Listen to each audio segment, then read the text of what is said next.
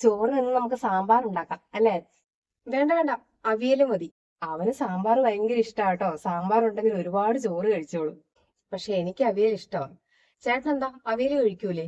അവിയല് വലിയ ഇഷ്ടമൊന്നുമില്ല, കുറച്ചെങ്ങാനും ഉള്ളി കഴിക്കുകയുള്ളൂ. സാമ്പാറാ ഇഷ്ടം. അവന് അവിയല് വലിയ ഇഷ്ടമൊന്നും ഇല്ലാത്തതുകൊണ്ട് അമ്മ അങ്ങനെ ഉണ്ടാക്കാറില്ല. എപ്പോഴും സാമ്പാറാ ഉണ്ടാക്കുന്നത്. ഉം എന്നാന്നറിയത്തില്ല, എനിക്ക് അവിയൽ എന്ന് പറഞ്ഞാൽ ഭയങ്കര ഇഷ്ടം. ആണോ? മോക്ക് ഇഷ്ടമാണെങ്കിൽ അവിയൽ ഉണ്ടാക്കാം. മോക്ക് അവിയൽ ഇഷ്ടമാണെന്ന് അമ്മ അറിഞ്ഞില്ലല്ലോ. എന്തി പിന്നെ അവിയൽ ഉണ്ടാക്കാം കേട്ടോ. അമ്മയുടെ ആദ്യത്തെ ഭർത്താവ് മരിച്ചു പോയതാ. ഏ? അല്ല, ഈ ആദ്യത്തെ ഭർത്താവേ മരിച്ചു പോയതായിരുന്നൂന്ന്. അതാണോ രണ്ടാമത് അച്ഛനെ കല്യാണം കഴിച്ചേന്ന് ചോദിച്ചതാ. മരിച്ചു പോയതല്ല മോളെ, ജീവിച്ചിരിപ്പുണ്ട്. ബന്ധം ഒഴിവായതാ. കൊറേ സഹിച്ചു മോളെ. കുടിയും കഴിഞ്ഞിട്ട് അടിയും ചവിട്ടും തൊഴിയും ഒക്കെ ആയിരുന്നു. അതൊക്കെ പിന്നെ സഹിച്ചാ ഞാൻ ജീവിച്ചത്. സഹിക്കാൻ പറ്റാത്ത വേറെ കാര്യങ്ങളും ഉണ്ടായിരുന്നു. നാട്ടിലൊരു തങ്കമണി എന്ന് പറയുന്ന ഒരു സ്ത്രീ ഉണ്ടായിരുന്നേ. പിന്നെ അവരുടെ വീട്ടിലായിരുന്നു. അവരുമായിട്ട് ബന്ധമുണ്ടെന്നൊക്കെ എനിക്ക് അറിയായിരുന്നു. അതും സഹിച്ചു തന്നെയാ മോളെ ഞാൻ ജീവിച്ചത്. പിന്നെ അവരുടെ വീട്ടിലായി കിടത്തവും അവിടുന്ന് ഭക്ഷണം കഴിക്കലും ഒക്കെ ആയപ്പം എനിക്ക് മതിയായി. അങ്ങനെ പിന്നെ എന്റെ ആങ്ങള പറഞ്ഞ് മുൻകൈ എടുത്തിട്ടാണ് ബന്ധം വേർപെടുത്തിയത്. ഉം ഒരു മോളുണ്ടല്ലേ? മോക്ക് ഒരു മോനും ഉണ്ട് അല്ലേ? ആ, മോള് ദീപ. മോളെ തിരുവനന്തപുരത്താ കെട്ടിച്ചു വിട്ടതേ. ദൂരേന്ന് ഒരു ആലോചന വന്നപ്പോ ഒന്നും നോക്കിയില്ല, ആ കല്യാണം അങ്ങ് നടത്തി.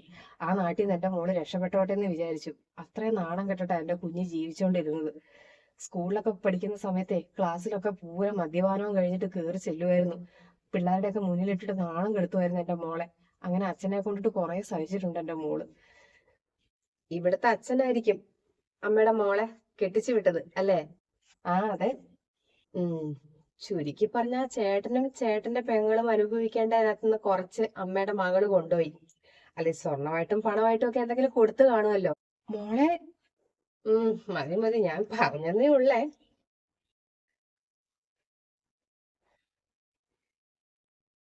അല്ല, അവളിങ്ങോട്ട് വരാറുണ്ടോ? ആര്? അല്ല, നിങ്ങളുടെ രണ്ടാനമ്മയുടെ മോളെ ഇങ്ങോട്ട് വരാറുണ്ടോന്ന്? ആ പിന്നെ അവള് വരും. അവള് വന്നാ 2 ദിവസമൊക്കെ നിന്നിട്ടേ പോകാറുള്ളൂ. ഓ, അപ്പൊ കെട്ടിച്ചു വിട്ടാലും ഇങ്ങോട്ട് വരും ഇടയ്ക്ക് നിക്കാൻ അല്ലേ? വെക്കേഷൻ ടൈമിലൊക്കെ മിക്കവാറും വരും. ഉം അല്ല, എങ്കി പിന്നെ അവളെ നിങ്ങൾക്കൊന്നും കെട്ടിക്കൂടായിരുന്നോ? എങ്കി പിന്നെ അമ്മയ്ക്ക് മോളെ എപ്പോഴും കണ്ടോണ്ടിരിക്കായിരുന്നല്ലോ.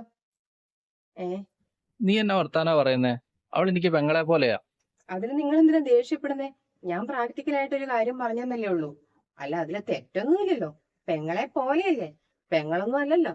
മതി നിർത്ത്. നിന്നോട് പറഞ്ഞിട്ട് കാര്യമില്ല. പെങ്ങള് പോലും. സ്വന്തമായിട്ടൊരു പെങ്ങളുണ്ടല്ലോ. പിന്നെ എന്തിനാ വേറൊരു പെങ്ങള്? ഓ, അച്ഛൻ വക വേറെ കിട്ടിയ പെങ്ങള്. ഉഷ ചേച്ചി, ഉഷ ചേച്ചി. ആ, സുധേ. ആ ചേച്ചി, ഞാനേ പുളിയുടെ കാശ് തരാൻ വേണ്ടിട്ട് വന്നതാ. പുളി മേടിച്ചോണ്ട് പോയിട്ട് കാശ് തന്നില്ലല്ലോ. ഇന്നലെ വരാൻ വേണ്ടിട്ട് ഇറങ്ങിയത്, നോക്കുമ്പോ പെരുമഴ. പിന്നെ ആ മഴയും നനഞ്ഞ് വരാൻ കഴിയാത്തോണ്ടാ. എന്റെ കൈ തന്നേക്ക് ചേച്ചി, പുളിയുടെ കാശ്. ഏ? പുളിയുടെ കാശേ എന്റെ കൈ തന്നേക്കാൻ. എത്ര കിലോ ഉണ്ടായിരുന്നു? ആ, ഞാന് 3 കിലോ പുളിയാ മേടിച്ചതേ. അതിപ്പോ എന്റെ ചേച്ചിയുടെ മോൻ ഗൾഫിൽ പോകുന്നുണ്ട്. അന്നേരം ചെറുക്കിന് കൊടുത്തു വിടാൻ വേണ്ടിട്ട് ഈ 3 കിലോ മേടിച്ചത്. ആ, ശരി. ആ, ഇന്നാ. ഇനി പുളി വേണമെങ്കിൽ എന്നോട് ചോദിച്ചാൽ മതി കേട്ടോ. ആ, അതൊക്കെ ഞാൻ ചോദിച്ചോളാം. അല്ല കുഞ്ഞെ, ഈ പുളി പറിച്ച് ഉണക്കി ഒക്കെ ഭയങ്കര പണിയുണ്ട്. അതൊക്കെ മോള് ചെയ്യുവോ അന്നേരം? അതൊക്കെ അമ്മ ചെയ്തോളും. അപ്പൊ മോള് വിൽപ്പന മാത്രം, പണിയൊക്കെ അമ്മ എടുക്കണം. ആ ആ, അതങ്ങനെ കൊള്ളിയല്ലോ. മോള് വിൽക്കുമ്പോ മോള് കഷ്ടപ്പെട്ട് പറിച്ച് ഉണക്കിയിട്ട് വിൽക്കേ. ചേച്ചി പറഞ്ഞതിന്റെ ധ്വനിയൊക്കെ എനിക്ക് മനസ്സിലായി. അച്ഛന്റെ പേരിലുള്ള സ്ഥലത്ത് ഉണ്ടായ പുളിയല്ലേ? പിന്നെ ഞങ്ങളുടെ അമ്മയെല്ലായിട്ടും ഞങ്ങളെ അമ്മേന്ന് വിളിച്ചിട്ട് നോക്കുന്നില്ലേ? ഇഷ്ടം പോലെ ഭക്ഷണമൊക്കെ കഴിച്ച് നല്ല സുഖമായിട്ട് ഇവിടെ ജീവിക്കുന്നില്ലേ? പിന്നെ കുറച്ച് പണിയെടുത്തുന്ന് വെച്ചാൽ എന്താ കുഴപ്പം? ചേച്ചി എല്ലാം നോക്ക്. എന്റെ പൊന്നു ചേച്ചി, പറയുന്നത് കൊണ്ട് ചേച്ചി ടെൻഷൻ അടിക്കുകയൊന്നും ചെയ്യരുത്. ആ പോയ സാധനമില്ലേ, ഈ കുടുംബത്തിന്റെ എല്ലാ മനസമാധാനവും കളയും, സ്വസ്ഥതയും കളയും. അതെനിക്ക് ഏതായാലും ഉറപ്പാ. എന്റെ ഒരു വീക്ഷണം തെറ്റാറില്ല. ചേച്ചിയെ ഒന്ന് റെഡി ആയിട്ടിരുന്നു. എന്ത് നേരിടേണ്ടി വരും. ഞാൻ ഇനി ജീവിതത്തിൽ എന്തനുഭവിക്കാനാ ബാക്കിയുള്ളത്? ഒരായുസിൽ അനുഭവിക്കേണ്ടത് മൊത്തം ഞാൻ അനുഭവിച്ചു കഴിഞ്ഞത്. ഇനി എല്ലാം വരുന്നിടത്ത് വെച്ച് കാണട്ടെ. എന്റെ വിധി പോലെ സംഭവിക്കട്ടെ. ഓ, സ്വർഗം പോലുള്ളൊരു കുടുംബമായിരുന്നു എന്റെ ദൈവമേ. ഒച്ചപ്പാടും ബഹളവും ഒന്നും ഉണ്ടാകാതെ ഇരുന്നാ മതിയായിരുന്നു എന്റെ ദൈവമേ. ഓ, എന്റെ തുണി എടുത്തോണ്ട് പോയിട്ട് കഴുകാൻ വേണ്ടിട്ട് ഞാൻ നിങ്ങളോട് പറഞ്ഞായിരുന്നോ? എന്റെ തുണി കഴുകാൻ വേണ്ടിട്ട് ഞാൻ നിങ്ങളോട് പറഞ്ഞായിരുന്നോന്ന്? അത് മോളെ, ഇനി മേലെ എന്റെ തുണി കഴുകാൻ എടുത്തോണ്ട് പോയേക്കരുത്. എന്റെ ചേട്ടന്റെ തുണി കഴുകാനേ എനിക്കറിയാം. എന്റെ കൈക്ക് വേറെ കുഴപ്പമൊന്നുമില്ല. എത്ര വിലയുണ്ടായിരുന്ന ചുരിദാറായിരുന്നു അറിയാമോ? അതിനകത്ത് മുത്തുള്ളത് നിങ്ങൾ കണ്ടില്ല? അതിന്റെ 2 മുത്ത ഇളകിപ്പോയത്. എല്ലാവരുടെയും തുണി കഴുകാൻ വേണ്ടി എടുത്തോണ്ട് പോയപ്പോ മോളുടെയും കൂടി എടുത്തതാ. കല്ലൊന്നും പോകാതെ ശ്രദ്ധിച്ചു തന്നെയാ അമ്മ കഴുകിയത്. നിങ്ങൾ വലിയ അമ്മ കളിക്കാൻ നിക്കല്ലേ കേട്ടോ. എന്തിനാ മോളെ എന്നോട് ഇങ്ങനെ പെരുമാറുന്നത്? എന്റെ മോളുടെ അമ്മയുടെ സ്ഥാനത്ത് കണ്ടൂടെ? ഇന്ന് വരെ ഇവിടെ ഒരു വഴക്കോ അങ്ങോട്ടും ഇങ്ങോട്ടും പിണക്കോ ഒന്നും ഉണ്ടായിട്ടില്ല. സന്തോഷത്തോടെ സ്നേഹത്തോടു കൂടിയാണ് നമ്മളെല്ലാരും കഴിഞ്ഞുകൊണ്ടിരുന്നത്. നമുക്ക് അങ്ങനെ ജീവിച്ചൂടെ? എന്തിനാ ഇങ്ങനെയൊക്കെ പറയുന്നത്? അല്ല, എന്നെ മര്യാദ പഠിപ്പിക്കുവാണോ? അങ്ങനെ എന്നെ മര്യാദ പഠിപ്പിക്കൊന്നും വേണ്ട. എന്റെ ഭർത്താവിന്റെ സ്വന്തം അമ്മയൊന്നും അല്ലല്ലോ. പിന്നെ ഞാൻ അമ്മേന്ന് വിളിക്കുന്നുണ്ടെന്ന് കരുതിയിട്ട് എന്റെ മനസ്സിൽ ആ സ്ഥാനം തന്നിട്ട് വിളിക്കുന്നതെന്ന് വിചാരിക്കണ്ട. ചേട്ടൻ അമ്മേന്ന് വിളിക്കുന്നതുകൊണ്ടാ ഞാനും വിളിക്കുന്നത്.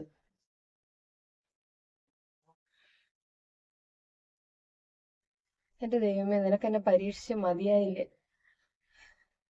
നല്ല പ്രായം മൊത്തം സഹിച്ച് ജീവിച്ചത്.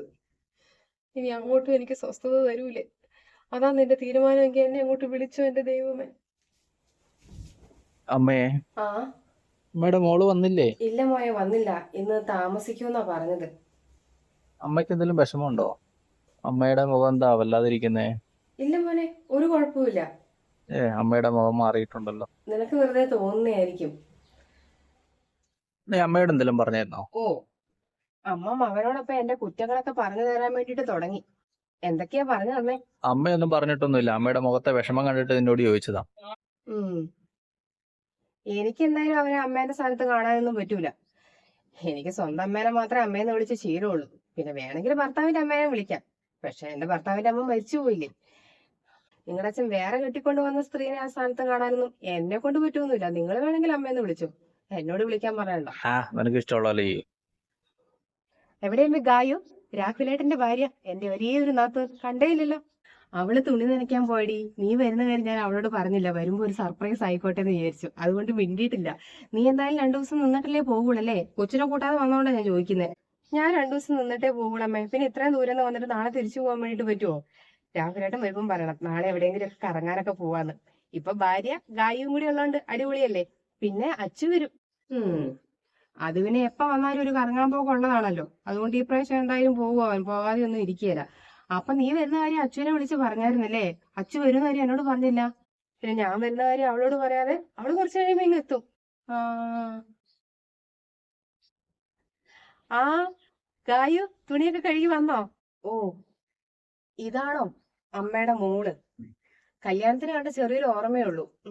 പേരെന്തായിരുന്നു? ദീപ. പക്ഷെ ദീപ ചേച്ചി എന്നൊന്നും വിളിക്കണ്ട കേട്ടോ. എന്നെ നാത്തൂസേന്ന് വിളിച്ചാൽ മതി. എനിക്ക് അങ്ങനെ വിളിക്കുന്നേക്കാൾ എന്ത് ഇഷ്ടമാണെന്ന് അറിയാമോ? എനിക്ക് അങ്ങനെ വിളിക്കാൻ ആരും ഇല്ല. ഹസ്ബൻഡിനാണെങ്കിൽ പെങ്ങന്മാരും ഇല്ല. അപ്പൊ പിന്നെ ആകെ എന്നെ വിളിക്കാൻ വേണ്ടിട്ട് നീ മാത്രമല്ലേ ഉള്ളൂ. അതുകൊണ്ട് എന്നെ നാത്തൂനെന്ന് വിളിച്ചാൽ മതി. അങ്ങനെ വഴിയിൽ കൂടെ പോകുന്നവരെയൊക്കെ നാത്തൂനെന്ന് വിളിക്കാൻ എനിക്ക് അത്ര ഇഷ്ടമുള്ള കാര്യമല്ല. പിന്നെ എന്റെ ഭർത്താവിന് സ്വന്തമായിട്ടൊരു പെങ്ങളുണ്ടല്ലോ, അച്ചു. ഞാൻ അവളെ വിളിച്ചോളാം നാത്തൂനെന്ന്. ഗായു, എന്താ മോളെ ഇത്? എന്താ? അതെ, അച്ചുമോള് വന്നല്ലോ. ചേച്ചി ആദ്യം എത്തിയല്ലേ? ഞാൻ ഇറങ്ങാൻ താമസിച്ചു പോയി. ചേച്ചി അത്രയും ദൂരെ നിന്ന് ഇറങ്ങിയിട്ട് ആദ്യം എത്തി. ഇതെന്താ മുഖം വല്ലാതിരിക്കുന്നേ? എന്തോ പ്രശ്നമുള്ള പോലെ. എന്താ മേ? ഒന്നുമില്ല മോളെ, നീ ഇങ്ങോട്ട് വാ. എന്നാലും അങ്ങനെയല്ലല്ലോ. എന്താ ദീപേച്ചി? എന്താ ദീപേച്ചിക്ക് പറ്റിയേ? എന്തെങ്കിലും പ്രശ്നമുണ്ടോ അവിടെ? അല്ലച്ചു, ഞാനിവിടെ നിൽക്കുന്നത് നീ കാണുന്നില്ലേ? ഞാൻ ഈ വടി പോലെ ഇവിടെ നിന്നിട്ട് നിനക്ക് കണ്ണി പിടിക്കുന്നേ ഇല്ല. നീ വന്നപാടി ഇവരോടാണല്ലോ സംസാരിക്കുന്നത്. ഞാനാണ് നിന്റെ ചേട്ടന്റെ ഭാര്യ. നിന്റെ സ്വന്തമായി ഞാനാ, അല്ലാണ്ട് ഈ വലിഞ്ഞു കയറി വന്നവരല്ല. വലിഞ്ഞു കയറി വന്നവരോ? പിന്നല്ലാതെ. ഇവക്ക് നാണം ഉണ്ടെങ്കിൽ അമ്മേനെ 2ാമത് കെട്ടിച്ച് ഇവിടെ വീട്ടിലേക്ക് ഇങ്ങനെ പിന്നെയും കയറി വരുവോ? നീയും നിന്റെ ആങ്ങളെയും കൂടെ അനുഭവിക്കേണ്ട സ്വത്തും കൂടെ കൊടുത്തല്ലേ ഇവളെ അച്ഛൻ കെട്ടിച്ചു വിട്ടത്. പിന്നെയും ഇങ്ങനെ വരുന്നത് കുറച്ച് കഷ്ടം തന്നെയാ. നിന്റെ അമ്മേനെ വേണമെങ്കിൽ നോക്കാം കേട്ടോ. നിന്നെയും കൂടെ നിന്റെ ചെലവും കൂടെ നടത്തണം എന്ന് പറഞ്ഞാൽ പറ്റുന്ന കാര്യമല്ല. നിർത്തടി. നീ എന്താഞ്ഞിട്ടാ സംസാരിക്കുന്നേ? നീ എന്നോട് ചോദിച്ചില്ലേ നിന്നെ കഴിഞ്ഞും വലുതാണോ ഇവരുന്ന്? എനിക്ക് അമ്മയും ദീപേച്ചിയും കഴിഞ്ഞിട്ട് നീയും ചേട്ടനും പോലും ഉള്ളൂ. അപ്പോഴോ? നീയേ കാര്യം അറിയാണ്ട് സംസാരിക്കാൻ നിൽക്കരുത്. അമ്മ അമ്മയുടെ മകളെ കെട്ടിച്ചിട്ടുണ്ടെങ്കിൽ അമ്മയുടെ വീതം വിറ്റ് കിട്ടിയ കാശും കൊണ്ടാ. ബാക്കി കാശും കൊണ്ട് അമ്മ ബാങ്കിലിട്ടു. അത് വെച്ചിട്ടാ എന്നെ കെട്ടിച്ചതും ചേട്ടനെ പഠിപ്പിക്കുകയൊക്കെ ചെയ്തത്. അല്ലാണ്ട് ഞങ്ങളുടെ അച്ഛന്റെ കയ്യിലേ ഒന്നുമില്ലായിരുന്നു.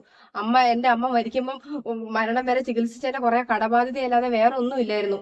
ഈ കുടുംബമേ രക്ഷപ്പെടുത്തി എടുത്തതേ ഈ അമ്മയാ. അതറിയാവോ? കാര്യം അറിയാണ്ട് ചുമ്മാ കിടന്ന് നീ അങ്ങ് ആടുക അല്ലേ? പിന്നെ ഞാൻ പ്രസവിച്ച് കിടന്നപ്പോഴേ സ്വന്തം അമ്മ നോക്കുന്നതിനെ കഴിഞ്ഞു അത്ര നന്നായിട്ടാ ഈ അമ്മ എന്നെ നോക്കിയത്. അറിയാവോ? പെറ്റമ്മയില്ലാത്ത എന്നെ അതിന്റെ കുറവ് അറിയിച്ചിട്ട് പോലുമില്ല. ഇതൊന്നുമേ എന്റെ ആങ്ങളെ അറിയണ്ട, നിന്റെ ബാക്കി വെച്ചേക്കൂല. ഞങ്ങളുടെ അമ്മ മരിച്ചു പോയെന്ന് അറിഞ്ഞിട്ട് തന്നെയല്ലേ നീ ഈ കല്യാണത്തിന് സമ്മതിച്ചത്. നിനക്ക് അത്ര വലിയ പ്രശ്നമായിരുന്നെങ്കിൽ നീ എന്തിനാ ഈ കുടുംബത്തിന്റെ മനസ്സമാധാനം കളയാൻ വേണ്ടിട്ട് ഇങ്ങോട്ട് വന്നത്? ഈ കല്യാണത്തിന് താല്പര്യമില്ലാന്ന് നിനക്ക് പറഞ്ഞുകൂടായിരുന്നോ? ലവ് മാരേജ് ഒന്നും അല്ലല്ലോ. ചേട്ടൻ ഇങ്ങോട്ട് വരട്ടെ. ഞാൻ പൊക്കോളാം കായു. അമ്മ ഞാനങ്ങ് പോയേക്കാം. വെറുതെ ഞാൻ വന്നത് കൊണ്ടിട്ടല്ലേ ഇപ്പൊ ഇങ്ങനൊരു വർത്താനം ഇവിടെ ഉണ്ടായത്. സോറി. അങ്ങനെ ദീപേച്ചി ഇവിടുന്ന് പോകേണ്ട കാര്യമൊന്നുമില്ല. ഹും. ഇവിടെ ചേച്ചി വരുന്നതും അമ്മ നിൽക്കുന്നതും ബുദ്ധിമുട്ടുണ്ടെങ്കിൽ ആ ബുദ്ധിമുട്ടുള്ളവർ ഇവിടുന്ന് പോയാൽ മതി. സോറി ദീപേച്ചി, എനിക്കൊന്നും അറിയത്തില്ലായിരുന്നു. എന്നോട് ആരും ഒന്നും പറഞ്ഞുമില്ല. പിന്നെ ഈ കല്യാണം ചേട്ടനെ ഇഷ്ടപ്പെട്ടതുകൊണ്ടാണ് ഞാൻ ഈ കല്യാണത്തിന് സമ്മതിച്ചത്. അപ്പൊ എന്റെ ഫ്രണ്ട്സൊക്കെ ഓരോന്ന് പറഞ്ഞു. അമ്മായിയമ്മ രണ്ടാനമ്മയല്ലേ എന്നൊക്കെ പറഞ്ഞിട്ട് അവരങ്ങനെ ഓരോന്നൊക്കെ ഏഷണി കേറ്റി തന്നോണ്ടാ ഞാൻ ഇങ്ങനെയൊക്കെ പെരുമാറിയത്. അമ്മ എന്നോട് ക്ഷമിക്കണം. സാരമില്ല മോളെ, അമ്മയ്ക്ക് വഴക്കും ദേഷ്യം ഒന്നുമില്ല. എങ്ങനെയെങ്കിലും സമാധാനത്തോടെ സ്നേഹത്തോടെ കഴിഞ്ഞാൽ മതി. എനിക്ക് അത്രേ ഉള്ളൂ. മോളുടെ സ്ഥാനത്ത് ഇപ്പം ആരാണെങ്കിലും ഇങ്ങനെയൊക്കെ ചിലപ്പോൾ ചിന്തിക്കും പറയുകയൊക്കെ ഉള്ളൂ. അത് മോളുടെ തെറ്റൊന്നുമല്ല. അതുകൊണ്ട് വിഷമിക്കണ്ട കേട്ടോ. സോറി ദിവ്യേച്ചി, ഇനി എന്റെ ഭാഗത്ത് നിന്ന് ഇങ്ങനെയൊന്നും ഉണ്ടാവൂല. സോറി. ആരെങ്കിലും പറയുന്ന കേട്ടിട്ട് ഇവിടുന്ന് മനസ്സ് വിഷമിച്ച് ഇറങ്ങി പോകാൻ നിന്നാലുണ്ടല്ലോ, എനിക്ക് ദീപേച്ചി കഴിഞ്ഞിട്ടേ ഉള്ളൂ ആങ്ങളയുടെ ഭാര്യ. ചേച്ചിനെ കഴിഞ്ഞ് വരുന്നല്ല എനിക്ക് ഗായു. കേട്ടാ പറഞ്ഞത്? അല്ല, അത് പിന്നെ പെട്ടെന്ന് ഗായു അങ്ങനെയൊക്കെ പറഞ്ഞപ്പം എനിക്ക് എന്തോ പോലെ ആയിപ്പോയി. അതാ ഞാൻ പിന്നെ ഇങ്ങനെയൊക്കെ ഞാൻ അമ്മയോട് പെരുമാറാൻ കാരണം നിങ്ങൾ ഒറ്റ ഒരുത്തനാ. ഞാൻ കാരണോ? നിങ്ങൾ കാരണോ ഞാൻ ഇത്രയും ദുഷ്ടത്തരം പ്രവർത്തിച്ചത്. പിന്നല്ലാതെ ഞാൻ ആരെങ്കിലും പറയുന്ന കേട്ടിട്ട് അമ്മയോട് ഓരോന്നും പറയാൻ പ്രവർത്തിക്കുകയും ചെയ്യുമ്പം അമ്മയുടെ മഹത്വം, അമ്മ ചെയ്ത കാര്യങ്ങളൊക്കെ നിങ്ങൾ വേണമായിരുന്നു എന്നോട് പറഞ്ഞു തരാൻ വേണ്ടിയിട്ട്. അതൊക്കെ അറിഞ്ഞിരുന്നെങ്കിൽ ഞാൻ അമ്മ എന്തുമാത്രം സ്നേഹിച്ചേനെ, ബഹുമാനിച്ചേനെ. ഇപ്പൊ ഞാൻ എന്തൊക്കെയോ പറഞ്ഞു കൂട്ടിയത്. സാരമില്ല, നീ ക്ഷമ പറഞ്ഞല്ലോ, അത് മതി. ഏതായാലും ദീപേച്ചി വന്നതല്ലേ, ചേച്ചി പറയുന്നേ നാളെ നമുക്ക് കറങ്ങാനൊക്കെ പോവാന്നാ. ആ, പോവാം പോവാം. ആ, എങ്കിൽ നാളെ തന്നെ നമുക്ക് പോവാം.